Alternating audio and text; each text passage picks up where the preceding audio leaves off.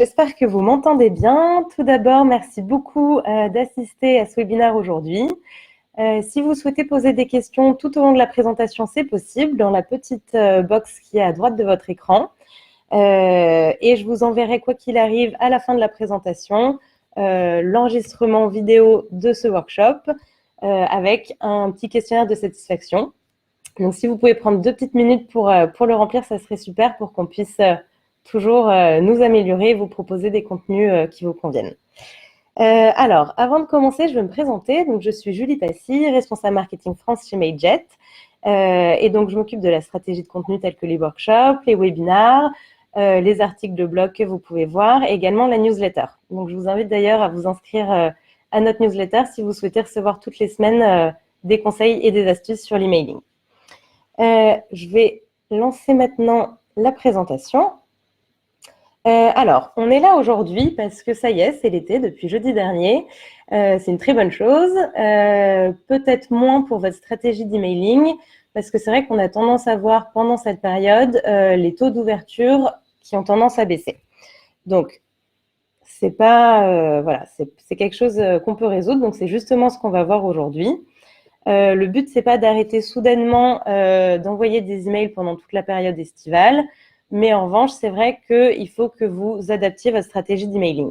Donc, c'est ce qu'on va voir aujourd'hui. Donc, ce que vous allez apprendre, les astuces pour adapter vos emails sur le fond et la forme, les bonnes pratiques à adopter, et enfin, on verra les quelques erreurs qu'il faut éviter pendant cette période.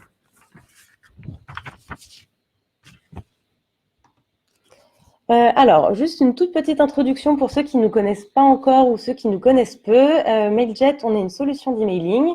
Donc, c'est une solution qui vous permet de créer, d'envoyer et de suivre vos emails marketing et transactionnels. Donc, ça peut être email marketing, par exemple, vos newsletters, et email transactionnel, une confirmation d'achat que vous allez envoyer à votre consommateur, et depuis peu également les SMS transactionnels. On envoie donc plus de 2 milliards d'emails maintenant par mois à travers le monde. Donc, ça montre qu'on a vraiment une plateforme robuste et fiable pour lesquelles vous pouvez envoyer vos emails. Et une équipe experte. Alors, on a notre siège qui est à Paris, mais on a maintenant des bureaux dans 9 pays, et dont une équipe globale de délivrabilité, donc qui va vous permettre de vérifier que vos emails arrivent bien en boîte de réception et pas en spam. Alors, plus de 100 000 clients fidèles, donc dans plus de 150 pays à travers le monde. Vous voyez ici quelques exemples, mais voilà, c'est juste pour vous dire qu'on a des clients aussi bien start-up que grands comptes, donc on s'adapte à toutes les tailles d'entreprise. Alors, avant de rentrer dans le vif du sujet, je voulais vous montrer quelques chiffres qui sont assez édifiants.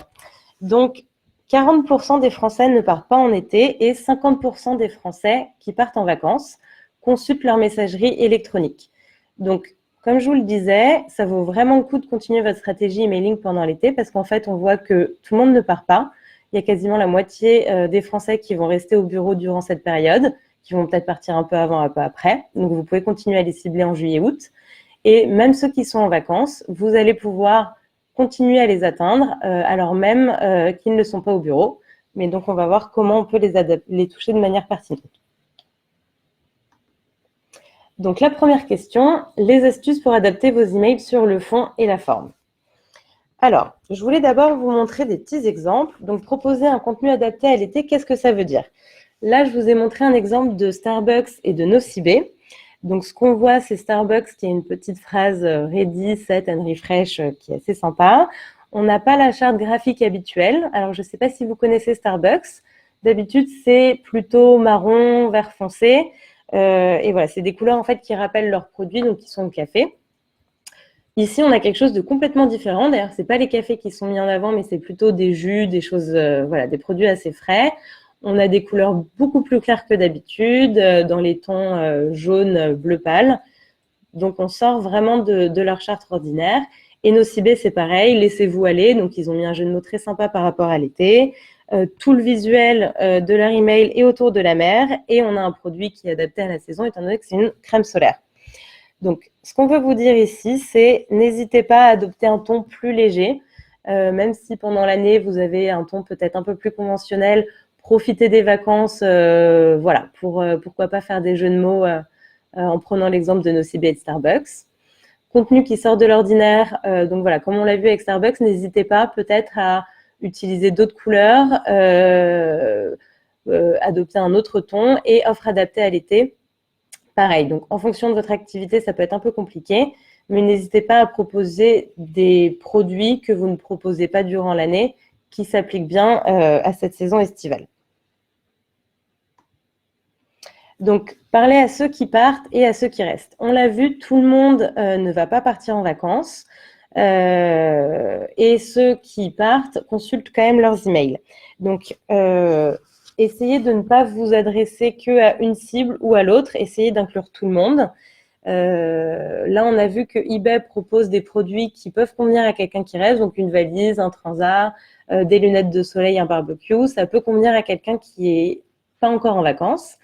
Et Office l'a fait très bien aussi avec un jeu de mots vacation, staycation. Donc vacation pour ceux qui partent en vacances et staycation pour ceux qui restent.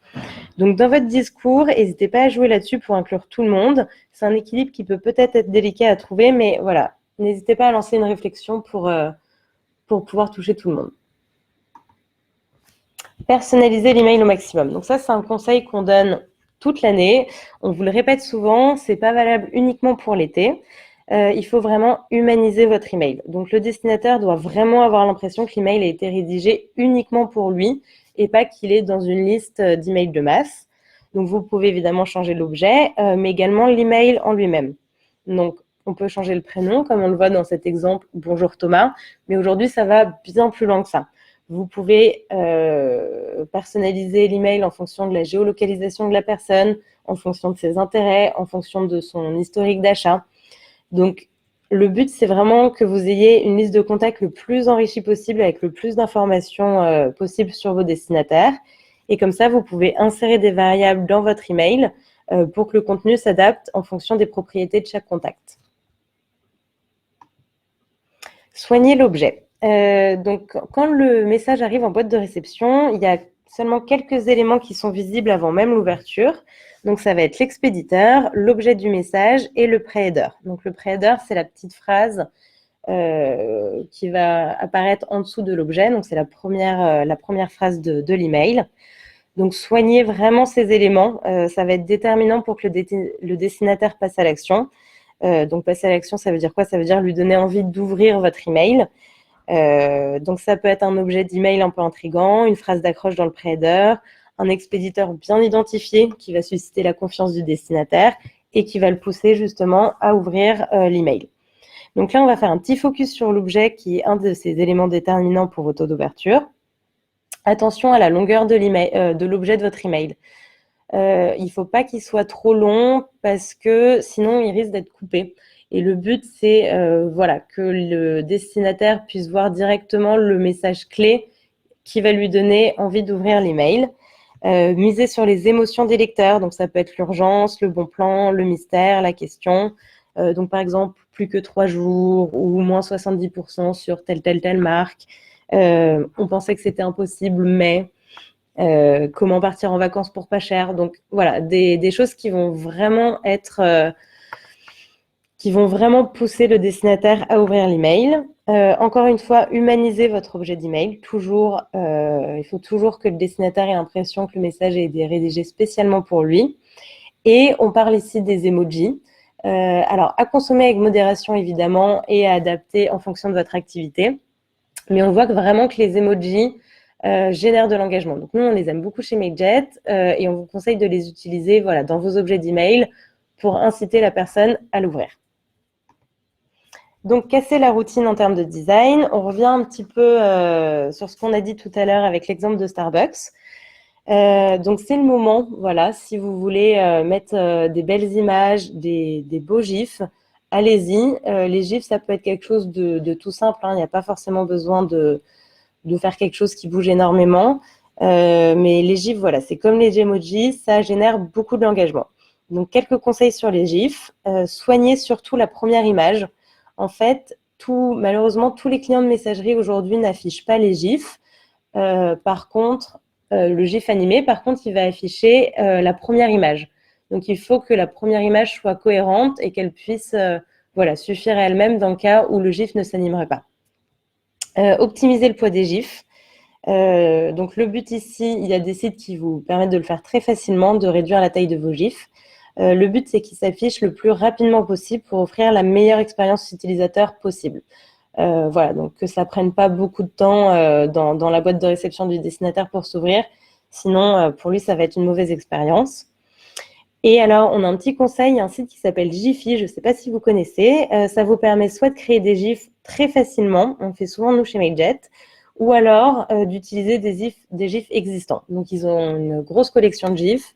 Et si vous voulez, vous pouvez voilà, les utiliser pour illustrer vos emails. Construisez un email responsive. Ça, pareil, c'est un conseil qui est valable toute l'année. Vos emails doivent impérativement être lisibles sur smartphone. Donc là, on a un chiffre pareil qui est assez édifiant. 96% des Français partent en vacances avec leur smartphone. Donc, il faut absolument qu'ils puissent être en mesure de lire l'email sur leur smartphone. On a pris un exemple des 3 Suisses, donc, qui fonctionnent très bien sur écran d'ordinateur et sur smartphone.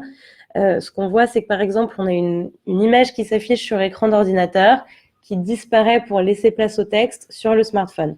Donc parfois, voilà, il faut savoir que tout ne va pas s'afficher, mais c'est pour permettre vraiment que l'email soit le plus lisible possible sur smartphone.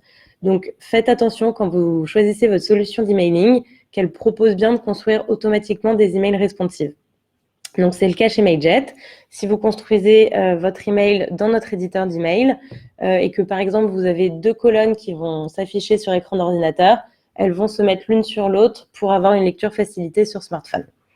Donc ça, c'est vraiment très important et on vous conseille de bien vérifier avant chaque envoi que le rendu sur smartphone fonctionne bien. Alors, je vois qu'on a plusieurs questions sur le site de GIF. Alors oui, c'est Giphy, G-I-P-H-Y. Voilà. Donc, n'hésitez pas à me redemander à la fin de la présentation si vous avez encore des questions là-dessus, mais c'est un site qui est vraiment très bien. Je vous invite à l'utiliser. Soigner le call to action. Alors, le call to action, qu'est-ce que c'est? Ça va être le bouton qui incite la personne à passer à l'action. Donc, quand vous construisez un email, il faut que vous vous posez la question: quel est l'objectif que je veux atteindre avec cet email? Donc, ça peut être pousser à l'achat, pousser la personne à s'inscrire sur votre site internet. Et donc, il faut que vous ayez un call to action qui permette d'atteindre cet objectif. Donc là, on a pris l'exemple de Camailleux. Donc, par exemple, je fonce. Donc, le but, c'est que les gens cliquent pour acheter et profiter des moins 40% sur toute la collection. Alors, 5 règles d'or pour les call to action. Il faut que ce soit court. Voilà, il ne faut pas que ce soit quelque chose de long, pas plus de 2-3 mots. Utiliser des verbes d'action. Donc, ça peut être découvrir, craquer, acheter, foncer. Voilà, des choses qui incitent vraiment les personnes à passer à l'action.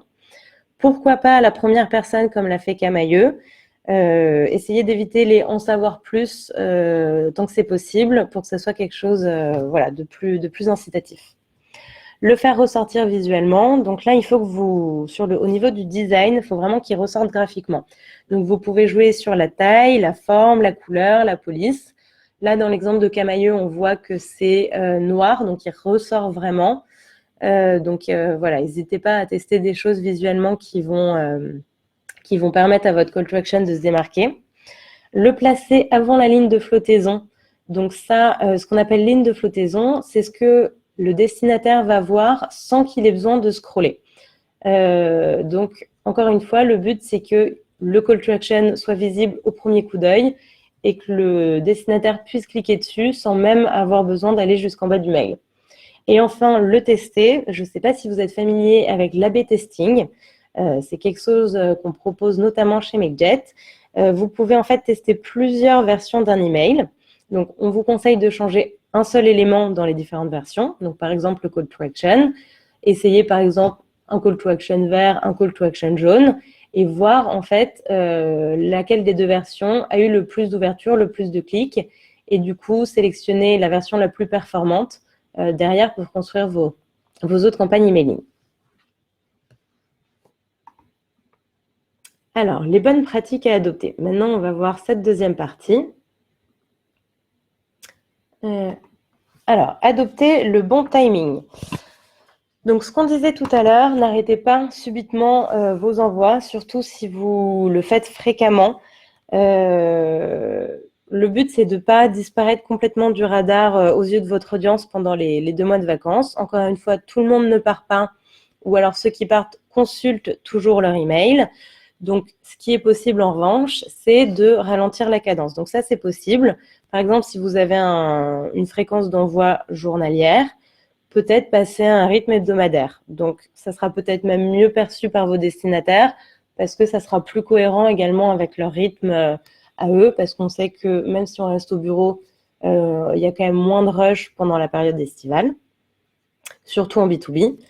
Et également, pensez au calendrier de l'été. Donc, jouez là-dessus. Il y a beaucoup de choses qui se passent en été. Ce n'est pas mort, au contraire. Il y a les soldes qui vont commencer demain. Il y a le baccalauréat, le Tour de France, la rentrée. Voilà, donc vous pouvez vraiment vous faire un petit agenda avec tous les temps forts sur lesquels vous pourriez éventuellement intervenir. Même si ce n'est pas en lien direct avec votre activité, c'est quelque chose sur lequel vous pouvez jouer. Donc, n'hésitez pas à avoir ce petit calendrier en tête pour tous les événements de cet été. Adopter le bon timing. Donc, lorsque vous réduisez la cadence, donc si vous décidez de le faire, prévenez vos contacts. Ça, c'est vraiment très important. Il ne faut pas que vos contacts aient l'impression qu'il y a un problème et qu'ils se posent la question, mince, est-ce que je suis sortie de leur liste de contacts qu'est-ce qui se passe? Donc, on a pris l'exemple de Curazor. Donc, ils l'ont fait très simplement. Le but, c'est vraiment de toute façon, toujours de créer un dialogue avec vos destinataires. Donc, n'hésitez pas, quand vous prenez des décisions, à les en informer et éventuellement, voilà, leur demander leur avis. Mais là, ce que Curazor a fait, c'est à partir de ce soir, Curazor passe en rythme estival. Nous vous enverrons seulement 2 emails par semaine jusqu'à fin août. Voilà, donc ça peut être très simple. Une petite phrase dans l'email. Comme ça, vos destinataires sont informés et ils n'ont pas d'inquiétude. Segmenter les listes de contacts. Donc la segmentation, c'est quoi? C'est le fait d'envoyer le bon message à la bonne personne. Donc c'est un peu au même titre que la personnalisation, le fait que tous vos contacts ne vont pas recevoir le même message, mais qui vont vraiment avoir des messages qui sont adaptés en fonction de leur profil. Donc, contrairement à la personnalisation, ça va être jouer sur des variables et donc la variable va s'afficher en fonction de la propriété du contact. Là, sur la segmentation, en fait, on cible une portion de la liste de contacts en fonction de ses propriétés. Donc, ça peut être l'âge, le sexe, ça peut aller bien plus loin. À partir du moment où vous avez des informations sur vos contacts, vous pouvez jouer là-dessus pour segmenter vos listes. On a mis la localisation. Alors, attention à utiliser avec précaution pendant l'été. On l'a vu, il y a quand même 60% des personnes qui partent en vacances. Donc, elles ne sont peut-être pas là où vous attendez à ce qu'elles soient à l'année. Donc, si par exemple, vous êtes une newsletter sur les bons plans parisiens, faites attention parce que vos contacts ne seront peut-être plus à Paris sur cette période. Donc, pensez à ça quand vous segmentez votre liste de contacts. Et alors, vous aussi, c'est plutôt une bonne nouvelle, vous aussi, vous avez le droit de partir en vacances. Et donc, ce que vous pouvez faire, c'est planifier vos envois à l'avance. Donc ça, voilà, vous pouvez, si vous partez par exemple 3 semaines, préparer vos newsletters à l'avance qui vont partir sur ces 3 semaines. Vous les préparez comme si de rien n'était. Il suffit juste, c'est possible avec Mailjet, de paramétrer la date et l'heure à laquelle vous souhaitez qu'elles soient envoyées. Donc comme ça, vous n'avez même pas forcément besoin d'avoir un collègue qui s'en occupe pour vous pendant que vous n'êtes pas là. Vous pouvez tout préparer en amont. Si jamais, une fois que vous avez préparé votre campagne, vous vous rendez compte que vous avez oublié quelque chose ou vous voulez modifier quelque chose, n'hésitez pas, tant que la campagne n'est pas partie, vous pourrez toujours la modifier. Donc voilà, ça c'est vraiment une fonctionnalité qui est très très utile pendant cette période estivale pour vous en tant que marketeur. Donc l'été, c'est aussi le moment de faire le point. En général, c'est un peu moins le rush pendant juillet-août, donc profitez-en, faites le point sur votre stratégie emailing. Vous pouvez donc analyser les résultats de vos dernières campagnes, donc regarder les taux d'ouverture, les taux de clics, voilà, et analyser ce qui a marché, ce qui a moins bien marché, et du coup pouvoir ajuster votre stratégie emailing en conséquence. Donc, l'intérêt, c'est vraiment de comprendre pourquoi ça a marché ou non pour pouvoir ajuster derrière. Nettoyez vos listes de contacts, donc que ce soit les contacts inactifs ou les bounce. Donc, ce qu'on appelle bounce, c'est donc on a les hard et les soft. Les hard bounce, ça va être, par exemple, une adresse email qui n'existe pas. Donc, vraiment, ça ne sert plus à rien d'avoir cette personne parmi vos listes parce qu'elle ne recevra jamais vos emails. Les soft bounce, à l'inverse, c'est une erreur qui est temporaire. Donc, ça va être par exemple la boîte email de la personne qui est pleine, mais le jour où elle va faire le tri dans sa boîte mail, elle pourra recevoir de nouveau vos emails. Donc, regardez ça. Les hard bounce, en tout cas, je vous conseille vraiment de les supprimer et de faire le point sur vos soft bounce, voir si ça vaut le coup de les garder ou non. Et pareil, les contacts inactifs, je vous invite à regarder les contacts qui n'ont pas interagi depuis 6-12 mois. Voilà, sincèrement, quelqu'un qui n'a pas ouvert vos emails depuis 1 an, il vaut mieux le supprimer de vos listes. Pourquoi? Parce qu'en fait, on pourrait se dire que plus on a de monde dans notre liste de contacts, mieux c'est. En fait, c'est pas vrai. Il vaut mieux avoir moins de gens, mais des gens plus qualifiés. Ça va vraiment améliorer votre performance et surtout, ça va améliorer votre délivrabilité. Donc, la délivrabilité, c'est le fait que vos emails arrivent en boîte de réception principale et pas en spam. Donc, c'est très important. Nettoyez régulièrement vos listes de contacts et surtout, profitez de l'été et d'avoir un peu de temps pour le faire. Et également, travailler sur de nouveaux modèles d'email. Donc, c'est quelque chose sur lequel vous n'avez peut-être pas le temps de travailler tout au long de l'année. Là, c'est l'occasion. En plus, vos destinataires ne seront pas perturbés de voir une nouvelle charte graphique à la rentrée. On a l'habitude voilà, que les marques se refassent une petite beauté pendant l'été. Donc allez-y. N'hésitez pas à travailler sur éventuellement une nouvelle charte graphique pour vos emails. Ça permettra de donner une image un peu plus fraîche en plus à votre marque à la rentrée. Alors, on va voir les quelques erreurs à éviter. Alors, envoyer un email générique pour solliciter des contacts inactifs. Donc, les adresses, alors, on va voir plusieurs types de contacts inactifs. Donc, on a les adresses dormantes, les anciens réactifs, les non-acheteurs, les anciens acheteurs. Alors, les adresses dormantes, c'est vous n'avez aucun retour statistique depuis l'inscription. Alors, l'idée ici, c'est de se demander pourquoi. Normalement, ce n'est pas normal. Si une personne s'inscrit, c'est qu'elle souhaite recevoir vos contenus. Donc, posez-vous la question, est-ce que la manière que vous avez de collecter les adresses, est-ce que c'est la bonne? Donc, réfléchissez vraiment à ce contact-là si vous avez des adresses dormantes. Si vous avez des anciens réactifs, donc c'est quelqu'un qui a déjà ouvert par le passé, qui a cliqué avant, mais qui aujourd'hui n'ouvre plus vos emails, ne clique plus dessus. Là, ce que vous pouvez faire pour comprendre ces anciens réactifs, c'est peut-être faire un sondage. Donc, leur dire, on est très triste, on voit que vous n'êtes plus aussi réactif qu'avant. Comment ça se fait? Est-ce que c'est le contenu? Est-ce que c'est la fréquence? Donc, voilà, essayez de creuser un peu pour essayer de récupérer ces personnes. Les non-acheteurs, c'est des personnes qui ouvrent ou qui cliquent, mais qui n'achètent pas. Donc là, c'est peut-être pas uniquement dépendant de votre volonté, mais réfléchissez sur l'offre. Est-ce que c'est la plus adaptée à la cible? Donc, éventuellement, travailler avec votre département produit pour voir est-ce que vraiment on est sûr d'avoir un produit qui correspond à la cible, ou peut-être cibler différemment les personnes. En utilisant, encore une fois, la segmentation, c'est possible. Les anciens acheteurs, donc qui ouvrent et qui cliquent, mais qui n'achètent plus, mais qui ont acheté avant. Donc là, pareil, si c'est un produit qui peut être acheté de manière récurrente, essayez de comprendre pourquoi la personne n'achète plus. Et encore une fois, ça peut être via un petit sondage. Ce qui est important de comprendre pour ces quatre cibles-là, c'est que vous ne pouvez pas les mettre dans vos campagnes habituelles. Ça requiert vraiment une stratégie spécifique et surtout une campagne de réengagement adaptée à chaque profil. Et encore une fois, si on vous invite à ne pas les mettre dans vos campagnes habituelles, c'est parce qu'ils vont réduire la performance de vos emails. Donc, encore une fois, pour les contacts inactifs, on réfléchit à une stratégie spécifique. Oubliez le call to action. Alors, ça arrive. On a parfois des emails, c'est le cas ici avec les deux exemples que je vous ai mis, des très beaux emails qui donnent envie, mais on n'a pas de call to action. Donc, on l'a vu, le call to action, ça va vous permettre d'atteindre l'objectif final, donc soit l'achat, soit l'inscription, soit le trafic sur votre site internet. Si on n'en a pas, on ne va jamais pouvoir atteindre cet objectif. Et surtout, ça peut être frustrant en termes d'expérience utilisateur pour le destinataire, parce qu'il va vouloir justement profiter, ici dans l'exemple de la livraison gratuite ou des soldes, et en fait, il ne va pas pouvoir.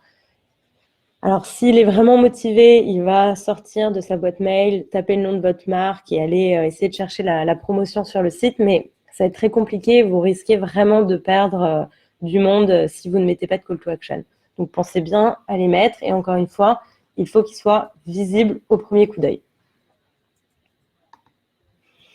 À l'inverse, alors autant ne pas en mettre, c'est pas bien. En mettre trop, c'est pas bien non plus. Donc là, on le voit sur 2 emails. J'ai mis des petites flèches pour vous indiquer tous les call to action. Et il y en a beaucoup. Alors, par exemple, pour l'email de but, déjà, il faut les voir. Ils ne ressortent pas beaucoup graphiquement. Et alors, j'ai fait exprès de les mettre sur une version mobile. Mais en fait, ils vont être très durs à cliquer. Sincèrement, même si vous avez des petits doigts, ça va être très compliqué. Donc, l'expérience utilisateur, encore une fois, ne va pas être bonne. Parfois, c'est dur, mais faites des choix. Choisissez le call to action principal et misez tout sur ce call to action pour qu'il soit visible et cliquable facilement, qui est éventuellement à mettre des CTA secondaires qui vont être un peu moins prééminents dans l'email. Et on a un autre exemple de promo vacances où là, pareil, on en a trop. Et en fait, l'email est même peu visible, enfin peu lisible, et ça va être dur de cliquer sur les call to action. Donc vraiment, quand vous créez votre email, réfléchissez quel est l'objectif que vous souhaitez atteindre, créez votre CTA en conséquence, et encore une fois, s'il y a besoin de mettre des CTA secondaires, c'est possible, mais faites attention à ne pas en mettre trop tout de même. Autre erreur, envoyer un email composé uniquement d'images. Pourquoi? La première raison, c'est que 77% des messageries n'affichent pas les images par défaut. Donc, ce que ça veut dire, c'est que si votre destinataire ouvre votre email, si sa messagerie n'affiche pas l'email, il ne pourra rien voir de votre email. Donc, vous l'avez vu, parfois, il faut cliquer pour afficher les images. Tout le monde ne le fera pas. Donc, essayez de faire en sorte qu'il y ait au moins du texte, pour faire passer au moins votre message principal. Le ratio texte-image qu'on conseille, c'est 60% de texte et 40% d'images. Et en fait, si vous ne respectez pas ce ratio, vous risquez d'être pris pour un spammer par les clients de messagerie. Donc, les emails qui contiennent trop d'images, il y a des algorithmes au niveau des clients de messagerie. Ils vont considérer que trop d'images égale spammer et vous risquez de ne même pas atterrir dans la boîte de réception principale de vos destinataires. Donc, pour ces 2 raisons, le fait que ça ne s'affiche pas et le fait d'être pris pour un spammer, on vous conseille vraiment de ne pas mettre que des images. Et encore une fois, le bon ratio qu'on conseille, c'est 60% de texte et 40% d'images. Je vois que vous avez des questions au fur et à mesure, alors ne vous inquiétez pas, je les vois bien. Je vais juste y répondre à la fin. Voilà, donc ça arrive bientôt. Ne pas travailler son pré-header. Donc là, j'ai mis quelques exemples, quelques mauvais exemples et quelques bons exemples. Donc, le pré-header, encore une fois, on l'a vu, c'est la première phrase en fait de votre email. Donc, si vous ne l'avez pas travaillé, ça va prendre la première phrase par défaut. Et donc, ça va donner ce qu'on a parmi nos mauvais exemples. Attention, il est impossible de répondre directement à cet email ou votre inscription à la newsletter Decathlon, mon compte. Donc ça, en fait, on voit tout simplement que c'est la première phrase par défaut, ça n'a pas été travaillé par les marques et c'est un peu dommage parce qu'encore une fois, il n'y a pas beaucoup d'éléments sur lesquels vous allez pouvoir travailler pour inciter la personne à ouvrir votre email. Donc profitez-en. L'email, le pré-header, l'expéditeur, travaillez vraiment dessus. Donc, par exemple, là, on voit New Look, c'est le début d'une belle amitié, Guillaume. Donc voilà, c'est personnalisé. En plus, on a quelque chose qui joue un peu sur l'émotion, sur l'amitié. Donc ça, c'est plutôt une bonne chose. Plus d'une minute à perdre. Donc pareil, là, on essaye vraiment d'accrocher la personne avec un sentiment d'urgence. C'est une stratégie qui peut être intéressante. Et Food Cherry, pareil, bonjour Nelly, donc personnalisation. Personne d'autre que vous peut nous aider à avancer. Donc, encore une fois, voilà, ça joue un peu sur la sympathie, sur la confiance avec les destinataires. Donc ça, c'est plutôt des bons exemples. Ne pas être mobile first, on en a déjà parlé, faites attention à ce que vos emails soient bien responsives. Donc là, on a pris quelques mauvais exemples. Donc le tout premier à gauche, la personne doit scroller à droite pour voir ne serait-ce que le nom de la marque. C'est pas bon du tout. Il faut vraiment que la personne ait, alors à scroller de haut en bas, ça c'est normal, mais de gauche à droite, normalement, il n'y a pas besoin. La deuxième newsletter qu'on a, je ne sais pas ce que vous en pensez, moi je trouve qu'il y a beaucoup de texte et c'est très dur à lire. Donc si je reçois ça sur mon téléphone, sincèrement, je ne sais pas si je vais réussir à le lire, je vais peut-être devoir zoomer, enfin ça ne va pas être du tout pratique. Encore une fois, pensez vraiment à l'expérience de vos utilisateurs. Et le troisième exemple, tout simplement, ça crée des bugs d'affichage. Donc, on a repris l'exemple des 3 sius que je trouve très bien. Là, on a le nom de la marque qui s'affiche bien. Pas besoin de scroller à droite ou à gauche. On a tout qui s'affiche sur une colonne. Et on a vraiment le message principal et le call to action qui s'affichent directement. Donc ça, c'est un bon exemple que je vous invite à suivre. Alors, voilà, on a terminé cette présentation. Donc, je vais prendre les quelques questions que j'ai vues, que vous m'avez posées. Donc, encore une fois, voilà, le site pour les GIFs, c'est Giphy, G-I-P-H-Y. Donc, allez-y. Oui, vous pouvez faire du X-testing, de l'A/B testing, ça a des noms différents, mais c'est la même chose. Donc, le but, c'est de tester plusieurs versions. Par exemple, si vous avez un compte sur Mailjet, et alors, je vois la question juste au-dessus d'ailleurs de Lucie. Bonjour Lucie, je vais y répondre. Donc Lucie et Benoît, je vais faire une réponse pour deux. Oui, vous pouvez faire de l'A/B testing. En revanche, c'est avec nos abonnements payants. Mais vous pouvez tester voilà, jusqu'à 10 versions de l'email. Encore une fois, je vous invite à bien faire attention à ne changer qu'un seul élément et pas plusieurs éléments. Sinon, vous n'allez pas forcément être en mesure de savoir ce qui a impacté en fait la performance. Donc, testez un élément à chaque fois. Et puis, à la fin, voilà, la version la plus performante sera envoyée à l'ensemble de la liste et vous pourrez du coup reprendre ces inputs pour vos prochaines newsletters.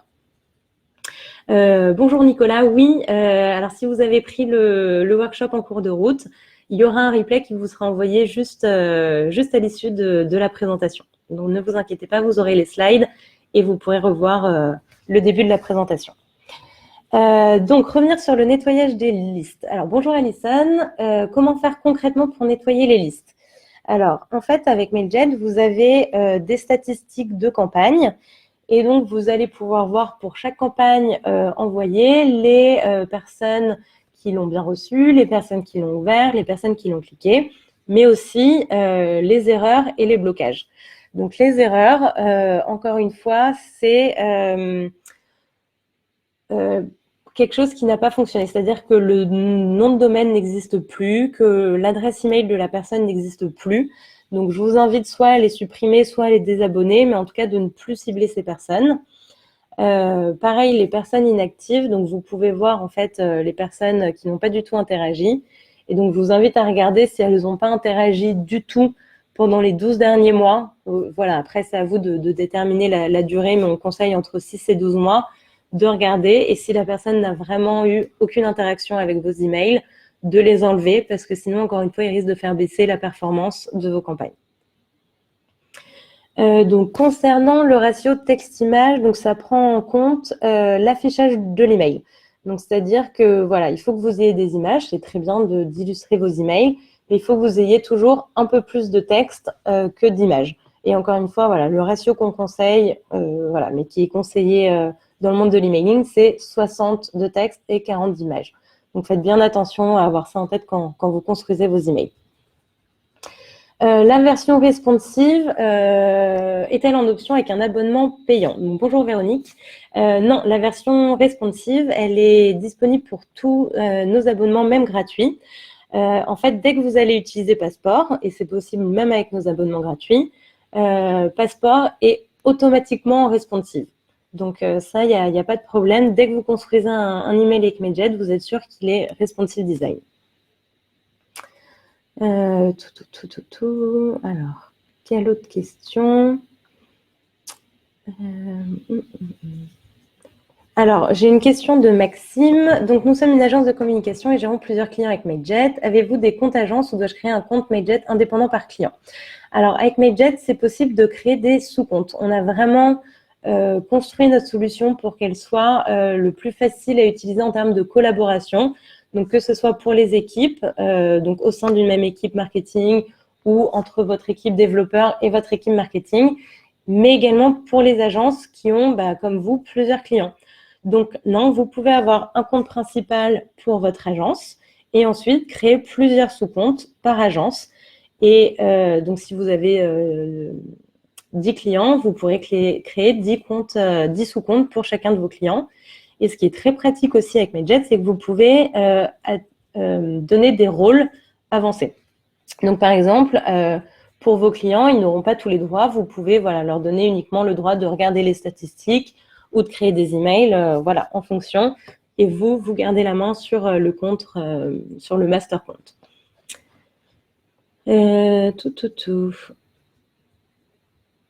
Alors, bonjour Imen. Alors, vous parlez de la solution emailing des équipes agiles. Tout à fait. Donc, sur l'impact sur les équipes agiles, c'est un peu ce que je viens d'expliquer suite à la question de Maxime. C'est-à-dire que toutes les fonctionnalités qu'on propose sont pensées pour les équipes. Donc, vous pouvez par exemple travailler en collaboration sur un template. C'est-à-dire que, un peu comme c'est le cas avec Google Docs, si vous êtes plusieurs dans l'équipe à travailler sur un template d'email, vous allez pouvoir travailler en même temps. Donc ça, c'est vraiment très, très pratique. On le fait, nous, beaucoup chez Mailjet. Donc, par exemple, on a notre designeuse qui va travailler sur les images.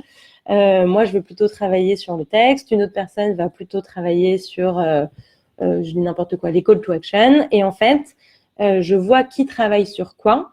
Donc, je ne vais pas pouvoir travailler sur une partie en même temps que ma collègue. Et du coup, on ne va pas écraser les modifications des uns des autres. Donc ça, c'est vraiment ce qu'il y a de plus pratique. Et encore une fois, on a des sous-comptes, des permissions avancées. Donc, beaucoup de fonctionnalités qui permettent aux équipes de travailler ensemble. Et on a encore plus à venir. Donc je vous invite à rester au courant de nos dernières sorties. Alors, je continue à regarder.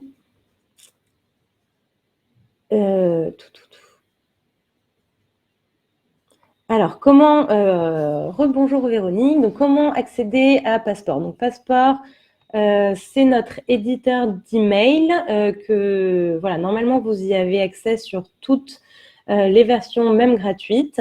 Alors, je vais vous laisser mon email à la fin de la présentation.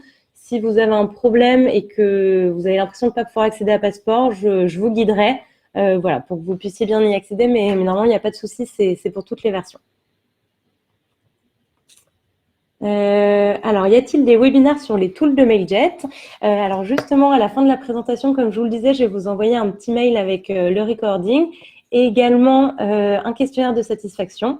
Donc, n'hésitez pas, si vous avez des besoins pour comment créer un joli emailing, n'hésitez pas à nous faire part de vos besoins et justement, on pourra créer des webinaires ou des workshops sur ces sujets à l'avenir pour répondre à toutes ces questions. Donc, n'hésitez pas à nous dire quand vous avez des besoins en workshop ou en webinaire et on sera ravis de créer des webinaires là-dessus. Alors, il me semble que j'ai répondu à toutes les questions. Alors, encore une fois, voici mon adresse mail. N'hésitez pas à m'écrire si vous avez d'autres questions. Je vous ai également laissé mon compte Twitter, donc si vous souhaitez me suivre.